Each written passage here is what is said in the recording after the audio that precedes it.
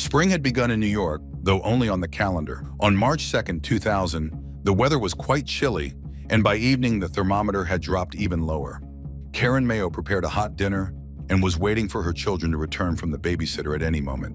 Suddenly, Karen heard loud footsteps pounding up the stairs, followed by frantic knocking at the door. She opened it. Standing there were her 6-year-old daughter and her 13-year-old brother. As soon as their mother opened the door, they burst inside and the girl screamed, "Mommy!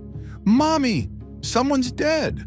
The children said they were coming home after spending the evening with the babysitter. They walked up to the elevator to go to the second floor. But when the elevator doors opened, the brother and sister were horrified to see a woman lying on the floor in a pool of blood. The walls and ceiling were also spattered with bright red blood. Terrified, the children ran home up the stairs. At 9:30 p.m. on March 2, 2000, a call came into the police reporting that a woman's body had been found in an apartment building in the Bronx. The police rushed to the scene. The victim was a young, beautiful brunette, likely of Hispanic descent. She was wearing a coat and sweatpants, giving the impression that she had intended to step out of the house for just a moment. The victim had been shot in the head with a handgun, causing bits of her brain and long strands of hair to stick to the elevator ceiling. A 9mm shell casing lay on the floor next to the body, explaining the force with which her brain had been blown apart. But this was not the only gunshot wound. She had also been shot in the chest. In addition, she had been stabbed multiple times, and her throat had been cut deeply from ear to ear. This was unusual. Typically, police see only one type of injury on victims, either gunshot or stab wounds. Why would someone shoot a victim and then take a knife to her body after she was already clearly dead? This immediately led investigators to suspect that there had been at least 2 attackers. To advance the investigation, the detectives needed to establish the victim's identity. They went door to door in the apartment building. First, they hoped to find the apartment where the deceased had lived. Second, they needed to interview the residents to see if anyone had seen or heard anything, perhaps a stranger entering or leaving the building. After all, in 2000, there weren't nearly as many security cameras in and around buildings as there are today. Eventually, they knocked on the door of 39-year-old Chanel Chandler. When they showed her a photo of the victim from the elevator, Chanel broke down in hysterics because the deceased was her friend.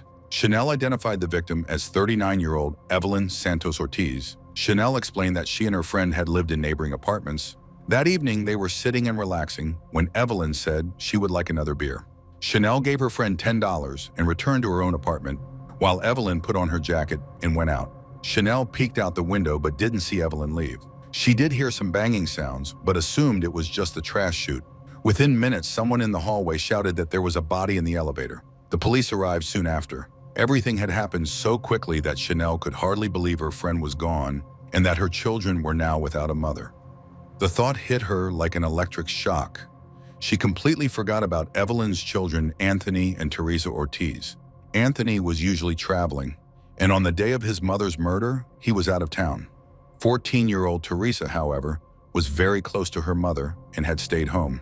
She was looking after her little cousin, Gabby. The police faced the difficult task of telling the girl that her mother was dead. As expected, Teresa broke down in hysterics, repeating over and over, "I need my mom. I want my mom." What had happened made no sense to her. Her mother had said she'd step out briefly. Teresa had been waiting, thinking her mom would return any minute, but she never would. Both girls, 14-year-old Teresa and 4-year-old Gabby, were taken to the police station. The police were required to inform Gabby's parents, Gabriel Aguilar, of their daughter's whereabouts. They first tried to contact Evelyn's sister, Denise Santos, or her boyfriend, Irvin Aguilar, but neither answered their calls. When that failed, the officers began reaching out to other family members. Evelyn was born into a very large Puerto Rican family. Her parents were Lucia Santos and Ismael Santos. 39 years ago, they had their daughter Evelyn, who was the eldest child in the family. Soon after, Irma and Eduardo Santos were born, and finally Denise. Thus, Denise was Evelyn's youngest sister. Denise lived with Irvin Aguilar. Although they had been living together for a long time and had a daughter, Gabby, they were never officially married. All the members of the large Santos family lived literally within a few blocks of each other and shared close, loving relationships. So when they were informed of Evelyn's brutal murder, they were horrified. They could not accept the news that Evelyn was gone. She had been a wonderful person, and anyone who had even briefly known her would agree. While officers continued trying to reach little Gabby's parents, The detectives focused on understanding how the murder had occurred. Evelyn was attacked near the elevator as it descended to the first floor. She had planned a quick trip to the store and intended to return home. She was calm and relaxed, but when the elevator doors opened, Evelyn came face to face with her killer or killers. Without giving her a chance to react, the assailant pressed a gun to her chin and shot her. Evelyn fell dead, but the criminals were not finished. They shot her in the chest, slashed her throat with a knife, and struck her 3 more times. However, during these final blows, no blood spattered because her heart had already stopped. In other words, it was clear that most of the shootings and stabbings were inflicted post-mortem. There was no practical need for this. It spoke to the killer's rage. The attack was clearly personal. Evelyn's body was still warm, above 36 degrees Celsius. Rigor mortis had not yet set in, indicating that she had been attacked less than an hour earlier. By this time, the police had contacted 6 members of the Santos family. However, they still could not locate Evelyn's sister Denise or Denise's boyfriend Irvin. Meanwhile, the clock hands passed 3 in the morning, and it was strange that the parents had shown no concern for their 4-year-old daughter, had not come to pick her up, and had not tried to reach Evelyn or Teresa. The officers decided to drive over to Denise and Irvin's house. It was 5:15 a.m., 8 hours after Evelyn's murder, when the police arrived at the spacious 2-story brick home. No lights were on and the front door was locked. At first glance, it seemed as if the family were asleep, but the officers could hear the family's dogs barking loudly. The barking was coming from the basement, and the dogs seemed completely frantic. Naturally, this struck the police as strange. Why would dogs be howling like that at 5 in the morning in a dark house? One of the detectives found a bucket, flipped it over, stood on top, and peered through a window. To his horror, he saw a body inside.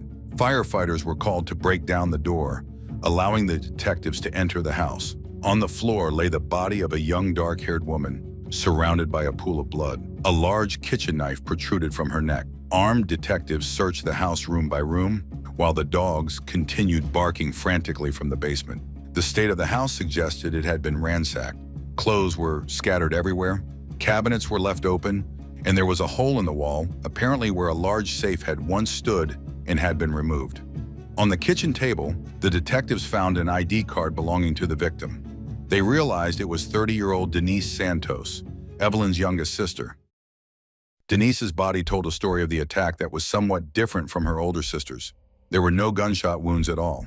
She lay on the floor with her head turned to the side, and someone had struck her with such force that the knife went completely through her neck and embedded itself in the wooden floor, literally pinning her to the ground. Before this, the killer had inflicted about 15 stab wounds. Could this have been a message of sorts? A demonstration of the killer's rage? Piercing a neck all the way through is not easy, especially if the victim is alive. They would struggle, move, try to push away. Investigators concluded that when Denise was pinned to the floor, she was already dead. This was yet another murder in which the perpetrator or perpetrators clearly went overboard, continuing to stab the victim long after it was unnecessary. Because Denise's body had begun to stiffen, the medical examiner estimated that she had been killed about 10 hours earlier. She had definitively died before her older sister. The detectives didn't know what to make of it. 2 sisters had been killed just a few blocks apart, only hours apart, and it seemed that one of their homes had been ransacked. The investigators were confident they would find a connection between the crimes, but first, they decided it was important to locate the rest of the Santos family. They still had not reached Irvin, Denise's boyfriend, and they hadn't found Eduardo, the brother of Denise and Evelyn. Eduardo lived not far from his sisters, so the detectives decided to pay him a visit. In the parking lot, they noticed a blue Mercedes-Benz with a small Puerto Rican flag hanging from the rearview mirror. As well as a handicapped placard, Eduardo had health issues and walked with a limp. Hoping to find him at home, the detectives went up to his apartment. They immediately noticed that the door was unlocked, but it wouldn't open fully because on the other side was another body. 9 hours after Evelyn's death, and just an hour after Denise's body was discovered, the police came across yet another crime scene involving members of the Santos family.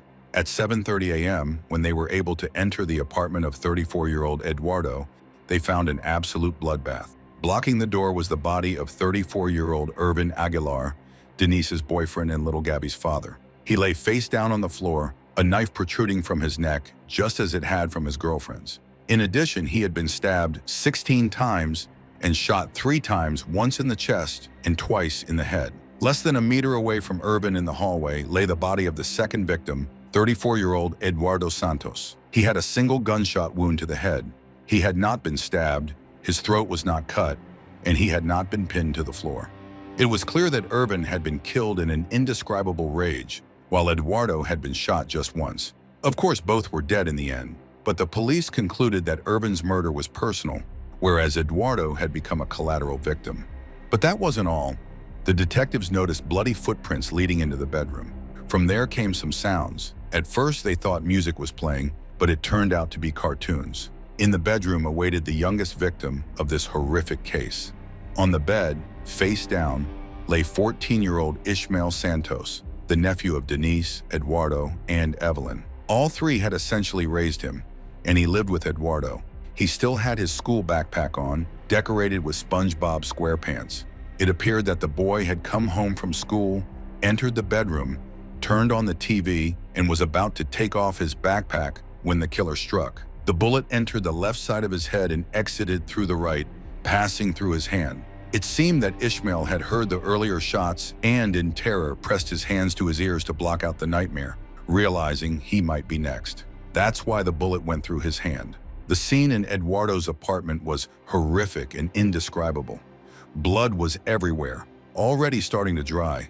It was clear that the attack on the 3 family members had occurred several hours earlier. The intruders had clearly ransacked the apartment. The detectives didn't know whether they had been looking for jewelry, money, or illegal substances. Spent shell casings were scattered on the floor, which were sent for comparison with the casings found at Evelyn's crime scene. The bullets might have been fired from the same weapon. It didn't take a genius to see that all the murders were connected, but investigators didn't yet know how. There had to be a reason why this family became the killer's target. Within 24 hours, 5 people had been murdered. The police compared evidence from all 3 crime scenes. The temperature of the bodies, in the state of rigor mortis, indicated that the 3 victims in Eduardo's apartment had died first, between 8 and 12 hours earlier. Then the killer, or most likely killers, went to Denise's house. Finally, Evelyn Santos was killed. It was only a short time before the neighbor children discovered her. She had been the last to be murdered, but the first to be found. Why the victims had been killed in this particular order and who had been the primary target remained a mystery. The police turned to the public for help, offering a $10,000 reward for any information that could assist in solving the case.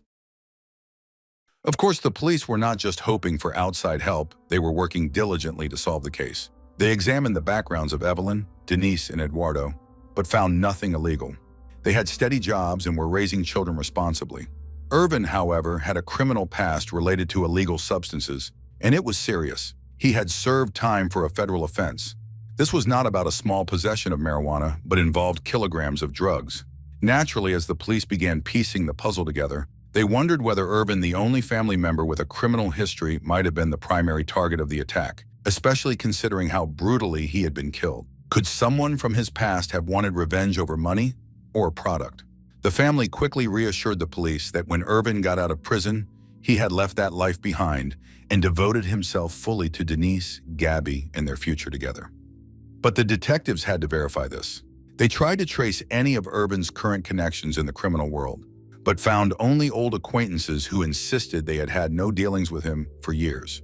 Furthermore, in Eduardo's apartment, where Irvin's body was found, and in the home he shared with Denise, the police found no trace of drugs or items related to their use.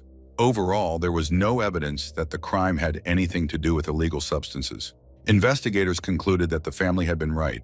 Irvin had turned over a new leaf and dedicated himself entirely to his family.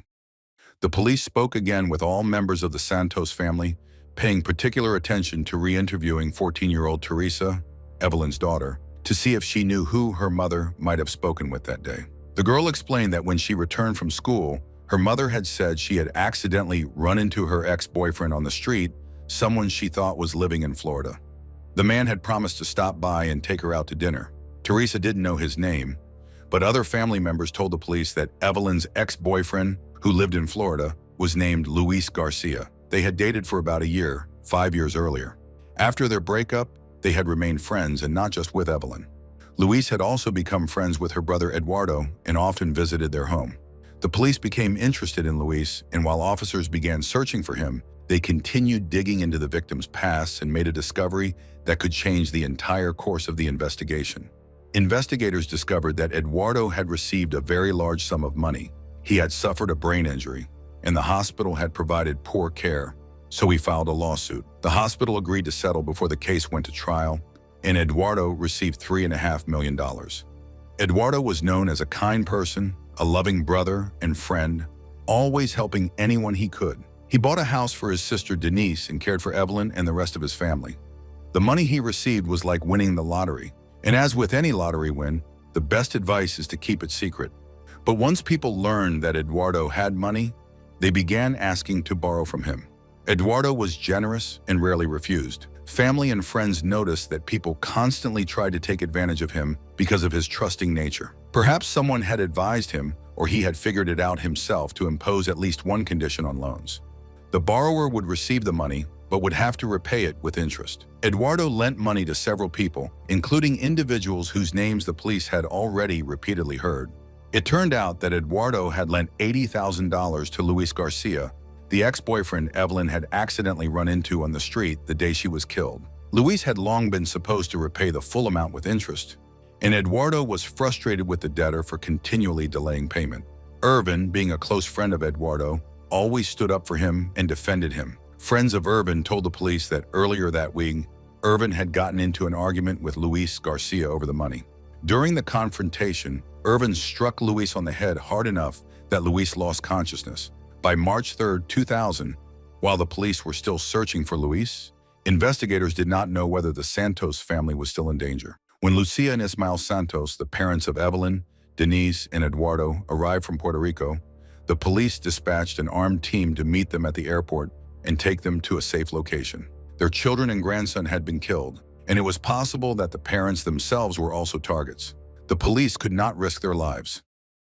Soon the investigators made a breakthrough in the search for Luis.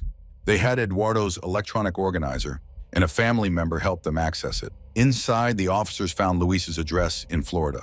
From that point, the investigation accelerated. They had his photo and knew where he lived, but they still didn't know whether he was the one who had killed 5 people, including a child, over $80,000. And if he was, who had been his accomplice? Thanks to witness statements, they were able to link 2 men of Hispanic appearance to all 3 crime scenes. The suspects had been seen driving a sports car, either a purple Pontiac Firebird Trans Am or a Chevrolet Camaro. The police passed the vehicle description to patrol units, but the men had likely already left town. The authorities then reached out to detectives in Florida. A Miami detective went to the given address, but neither the suspect nor the car was there. The next morning, as the same detective who had visited Luis's house the day before was leaving home and getting ready to start work, a purple Pontiac Firebird Trans Am happened to park behind him. There were 2 men in the car. It was an interesting coincidence. The detective recognized one of the men from the photo his colleagues had sent him. It was Luis Garcia. He didn't know the second man, but both of them entered the building, then came back out and began cleaning the car inside and out. It looked like they were trying to erase evidence. The detective reported this to his colleagues, who quickly boarded a flight to Miami. Meanwhile, the men got into the car and prepared to leave. The detective had to act quickly. He decided to approach the suspects and ask Luis for his driver's license. Luis handed over his license, but didn't notice that 4 of Denise Santos's credit cards were stuck to his wallet. The detective immediately realized he was facing the killer of 5 people. Luis's accomplice was named Jose Cosme Pizarro.